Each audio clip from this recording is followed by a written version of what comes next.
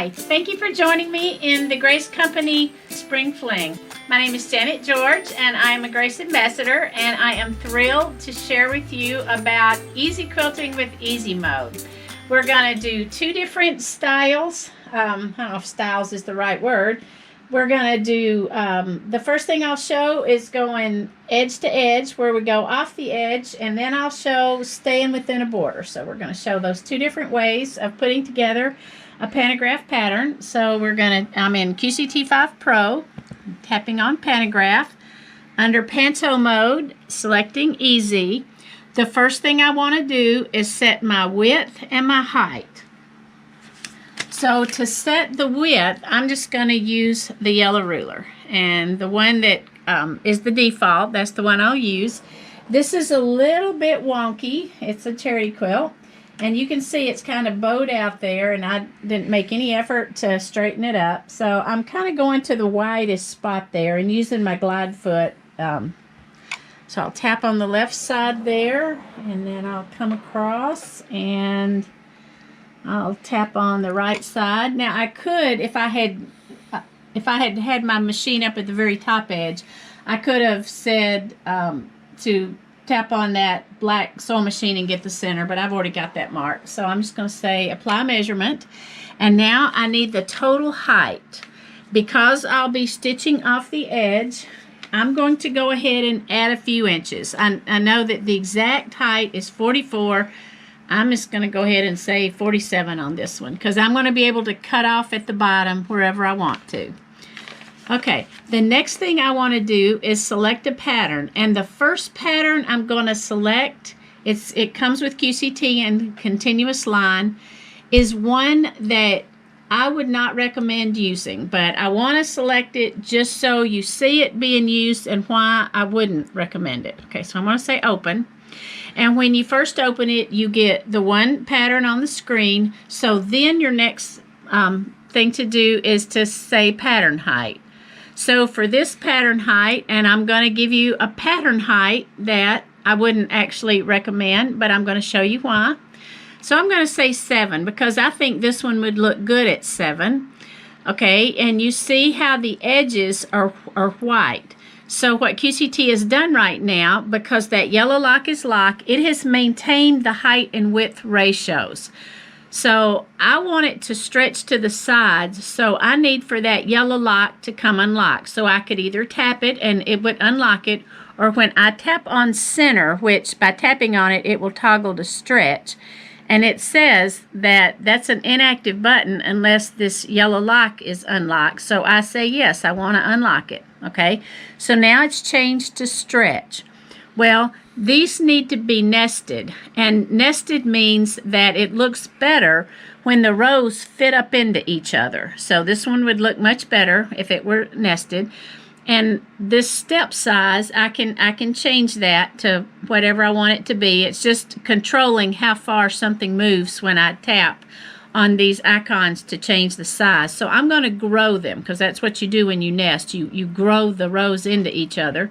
So I'm going to start tapping, and I'm just waiting till whenever I think it looks nice. Okay, right now I could say, well, I think that looks nice, but look at that pattern height. It's almost 11 inches. What if you have a unique 15? That's going to be a little rough trying to stitch that.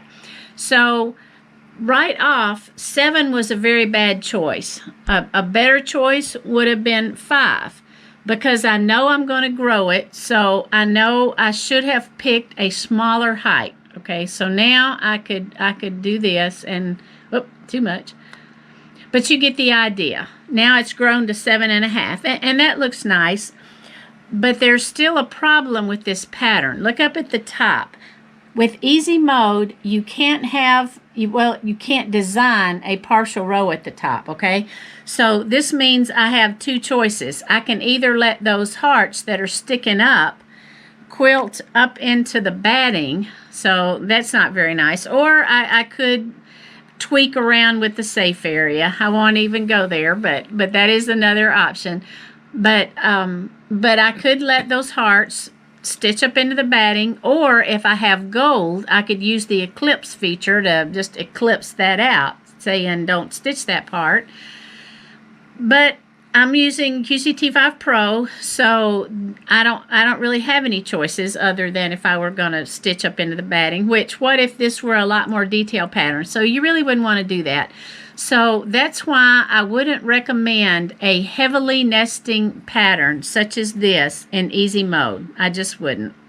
I would say stick to those patterns that either do not nest at all or barely nest, okay? So in order to show you some more of these features, I'm going to do some more of the patterns. So I'm going to tap on Reset, and we're going to select a pattern, and I'm going to select the hearts here. I'm going to open them, and you get the one, and then you would pick what would be the height. So I'm going to go for 7 again, and then you see the white on the side, so I need to tap center, and yes, I need to unlock the lock. So I don't know, something about this doesn't look very nice. So these hearts right here, right now, they're balanced on the edges, okay? So I'm going to tap down to this second choice, and that lets the ends wrap. You can see this little purpley looking end point, that's the other side of that heart. So the row is wrapping from end to end, and that allows me to use my stagger buttons. So one of the really nice things about easy mode is that your odd rows are already selected for you, or your even rows when you go to stagger, or if you want to flip them horizontally or vertically. That's what those blue arrows are. You have some different flip choices. So I think I would like to see what happens when the even rows. That would be 2, 4, 6. So I'm going to tap on I'm just going to tap on that stagger. And I like that a little better. It just seems to look a little better.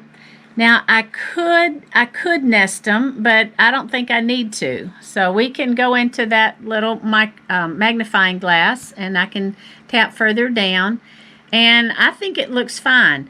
And a pattern that is not nested is one where the lowest stitch of the upper row and the highest stitch of the row beneath are pretty much on the same line. There's a few patterns where, like Aztec. Aztec would be one. In fact, we'll just go ahead and pull that up.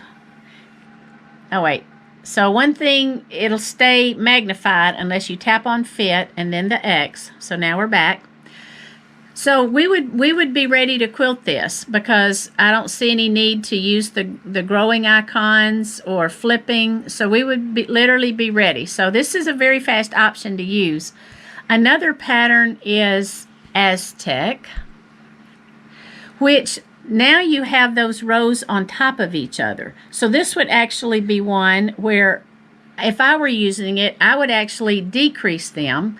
And I'll tap here just so you can see. And I would be wanting the distance between the rows to be pretty much equal to the distance within the pattern itself.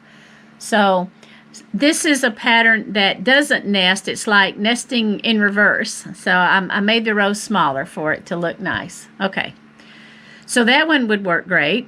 And another one I want to show you, I'm going to select pattern, it is in my Creative Stitches. And it's called Wayward Feathers. There it is. So Wayward Feathers. Okay, so when I bring this in, and then I need to set a pattern height, I'm going to say 5. A lot of times your default is that lowest heart there. A lot of times that's how it'll default. Okay, I'm going to tap on center, and yes, I want to unlock it and spread it. Okay, when I look at that, I don't like that at all.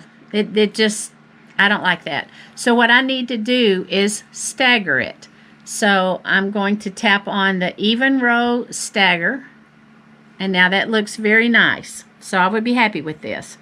So this is a pattern that works really great with easy mode, because as you can see, there's no gaps along the top.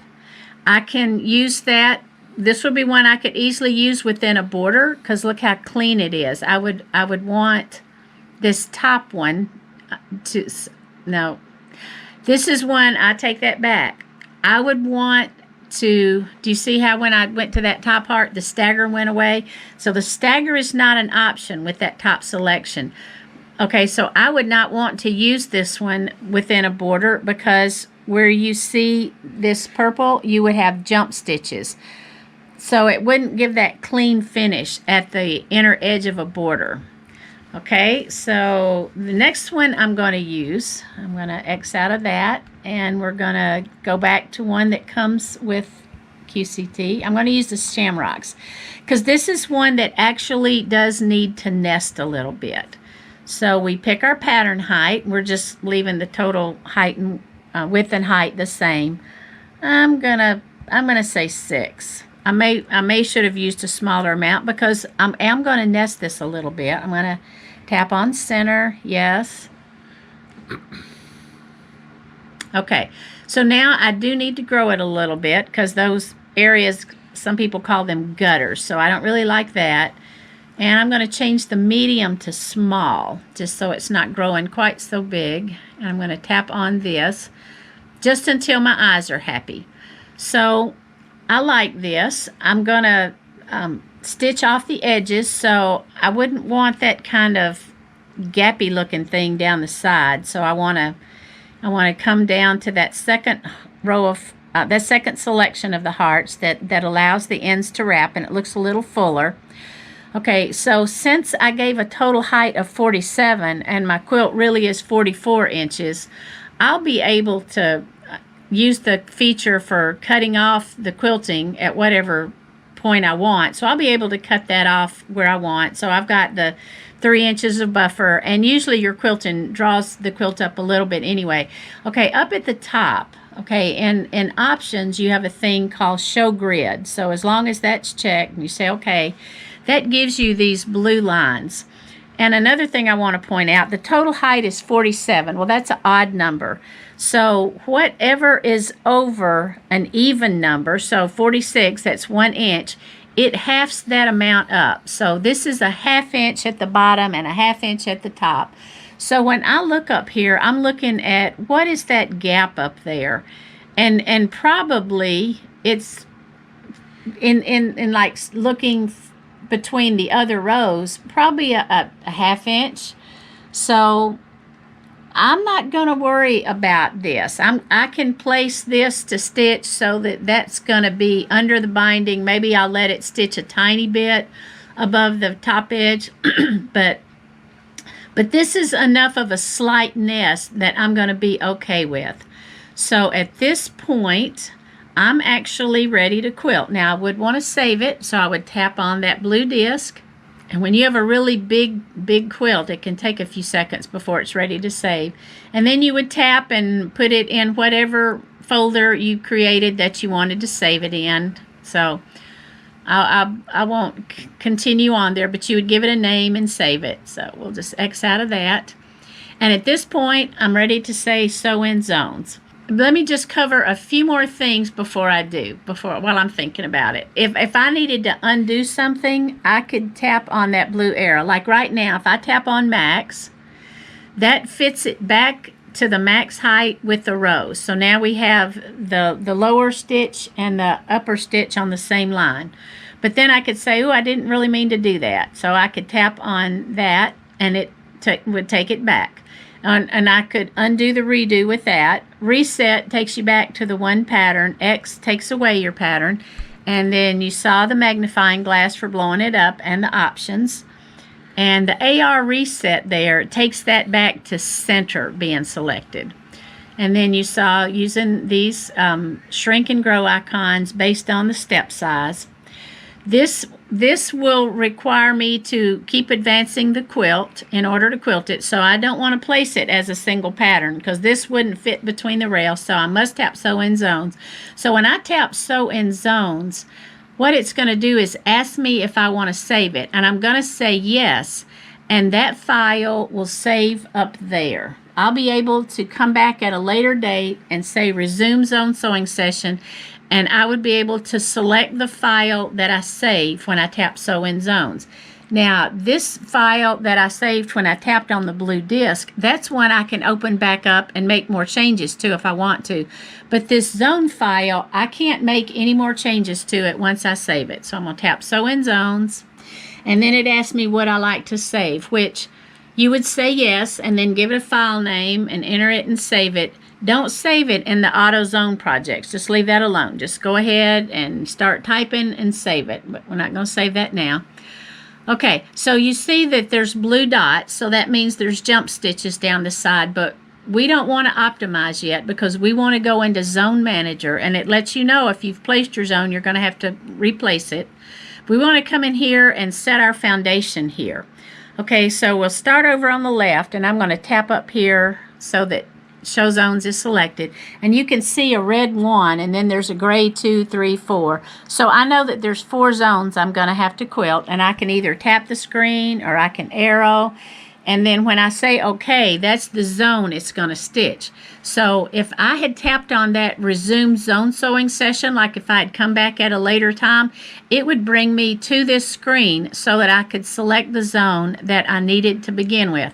And what I do if I have to stop quilting is I will write over in the batting off to the side the number of the zone I need to resume with.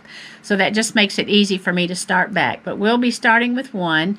And then the zone scale percent, we're able to quilt 100% of the width because it's a rolling rail frame. But the height has to be reduced because of buildup on the take-up rail. So the 42.33, that is your actual width of your safe area. So if you see that these choices get grayed out, the first thing you want to do is look at that zone size max in inches and go back to your Panto Stacker screen and compare what you have in total width over there, because this number must be larger. Your safe area must be larger. Okay, the height, I have 95 because it's 21. This is a toggle between whether you want a center placement or 4-point. We're going to select center because we're going to be stitching off the edges. So this is really nice for making sure I stay placed on the center of my quilt. The zone start position, that just alternates with each zone, whether it starts from the left or to the right. So zone 1 would begin on the left side. You advance your quilt. Zone 2 would begin on the right. And that's the alternate. So I'm going to leave it so that each zone starts from the left. Okay, now we're to sewing direction. Okay, this first one says start every row on the left. So if I were to select that one, then you see there's 2 rows. So if I were to say okay, you would see a blue line. So that's the cause of that blue line. It's literally a jump stitch from where this row ends to where this row starts. Well, I don't want that because we're quilting off the edges, and I don't want this back and forth. That would give me a jump stitch from the end of the first row down to the second one. We don't need a jump stitch because we're quilting off the edge. So continuous is what we want to get that nice straight line stitch. It'll stitch across, stitch down. So we're all set up now, and if I needed to blow it up, there's a magnifying glass here, so I could do that. And we are going to say okay. Now at this point, we'll do our settings, and that's where we'll show how fast the machine is going to sew and how many stitches per inch, that kind of thing. That's the tie-off stitches nut right there. So and that's a toggle between back and forth to tie off or little micro stitches. So we're going to say, okay, we're good with that. Well, we need to do something about these blue dots. So we're going to say optimize because we don't want the jumping between the rows. So I'm going to say remove all. And no, I don't want to connect the last point with the first point where it begins and ends. There's no need for that. So now I'm going to say okay. So at this point, I would move my needle to the top there, and I would give myself because there was a little bit of nesting, I'd probably move my needle just a little bit, tap there, and then I would be good to go. And then if I got to the bottom, and we're just going to pretend that this was the bottom, then I can move my needle to wherever I want the lowest stitches to hit and tap those partial diamonds.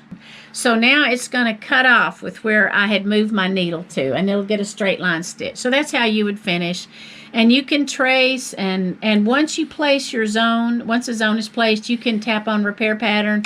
In your RID toolbox, you have some nice choices there if you need to reset your safe area. If you just want your machine to move freely, you have release carriage. Release sewing machine gives you manual control back.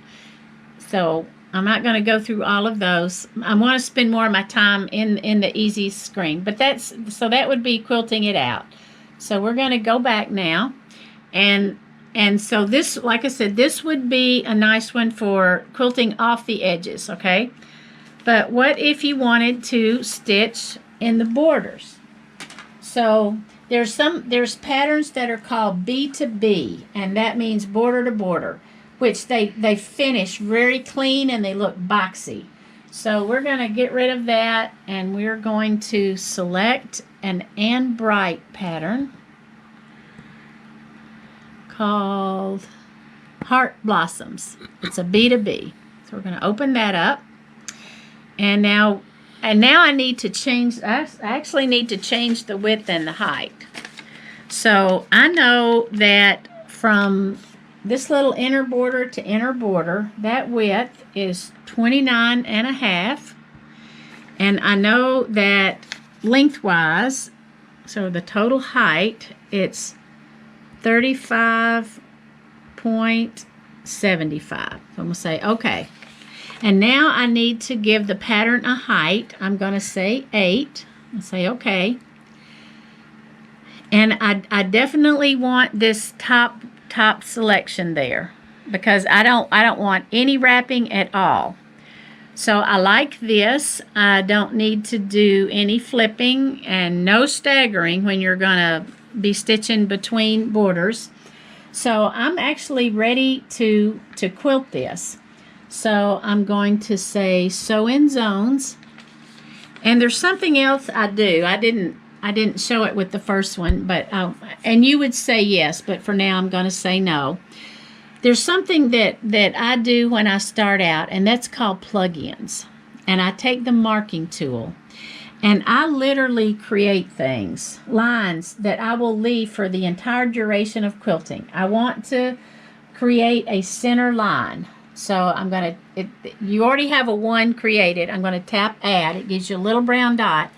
And now I'm going to very carefully just pull the machine straight toward me, okay?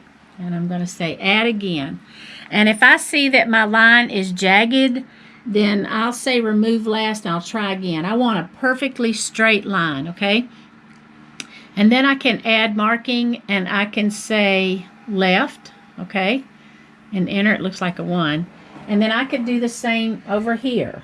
I could say add and go up to the top and say add. Now that gives me a left line. I could say add marking, and I can do a right, enter, and I can do the same over here. Add and add. And now these give me reference lines for how my quilt is loaded that I can always refer back to, because I'm going to leave these lines. I'm going to leave them like they are. So now I can say okay. And because I'm doing this one, you know what? I should probably go back in plugins, and I'm going to say add marking, and I'm going to do a number 2. Okay? And then I'm being very sloppy and quick, but I'm going to do this and this and there. Like I said, I'm being very sloppy. There, and I'm going to say okay. And I also want to choose 4-point. I don't want center placement. So I'm going to tap there, and now I have 4-point. Okay?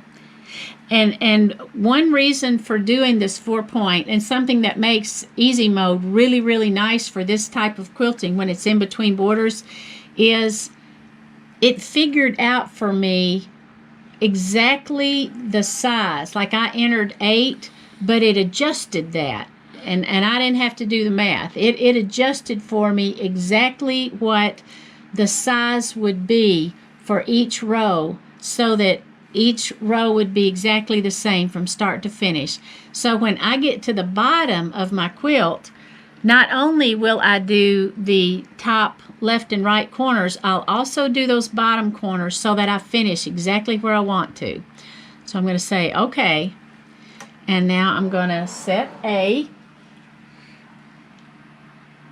And I could have my needle just slightly in a little bit, and probably I would, because I can tell this isn't perfectly straight. But you have control of where you place it, and I can tell by my marking tool lines that I'm really where I want to be. And I do not want this locked, okay? I don't want to see that green check mark there, okay?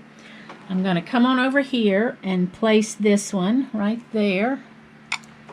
And I want to make sure that my placement line, that green line, I want it to be straight, because if I've wobbled or haven't been straight, I'll replace that one. Okay, so right now you see that green check mark has now showed up for C and D. Well, I don't need to place C and D yet. I'm just doing my first zone, and I've got the height is locked in, so I can stitch this.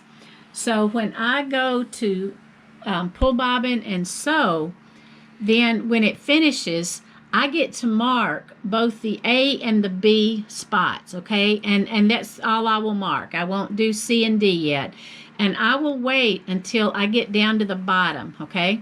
So I would quilt this, and then we're going to go ahead and say, we're going to go ahead and select 2 and say, okay. So we're going to pretend that I've advanced my quilt, okay? So I would have advanced my quilt, and now I need to mark again. So I would be going by the spots that I had marked, okay? I would do that. But before I actually sew, I would want to go back into plugins, okay? And marking tool, and I would add another marking, and I would call it test, okay? And then at this point, of course, I haven't really advanced it, so everything is still the same. But I would be checking to see, even though I'm really not using the center, and I'm going to not put it on the center on purpose. And I'm going to say add. Well, I can tell that right now, if that was really the actual center of my quilt, that I would need to be smoothing it over, that I don't have my quilt square on the rails like I did starting out. And then same with the sides. So if that were the case, probably, and I were doing this, and I were to, I'm going to say remove last, and I'm going to say add over here, then I could tell by that yes, my quilt, I've let it shift to the left, and I need to scoot it over. So that's what the test is. You want to keep moving your quilt around, and be careful about saying remove all over here. You could say remove selected and remove a number, but if you say remove all, you lose everything. So when you have points over here, be careful what is selected and what you're removing. So on my test one, you know, I can keep saying remove last, and I could also use it to just go across a horizontal. I could just go across and see, does that line stay straight? And that's a way to test, am I staying straight horizontally? So that's a nice feature. I'm just going to say remove all on that, and okay. Okay, so now we're going to go into Zone Manager, and we're going to pretend that we're down at the bottom, okay? And I'm going to pull this up just so you get the idea. And I have no idea how close I am at this point. But I would go ahead and do my A and B, that I would have gotten those points from when I finished Zone 3. Zone 3 would have given me these marks. Okay, so I'd have that. But now I want to uncheck that. I want to uncheck that for sure. And I want to come down here and do C, and then do D. And then, like I said, I'm being very sloppy. But this will give me a perfect finish at the bottom, and it may adjust it slightly, but I would doubt that the naked eye can really tell the slight adjustment that will be made by placing the C and D. But now you're going to get a perfectly finished last zone that lines up perfectly with that lower border. Okay, so we're going to go back in here.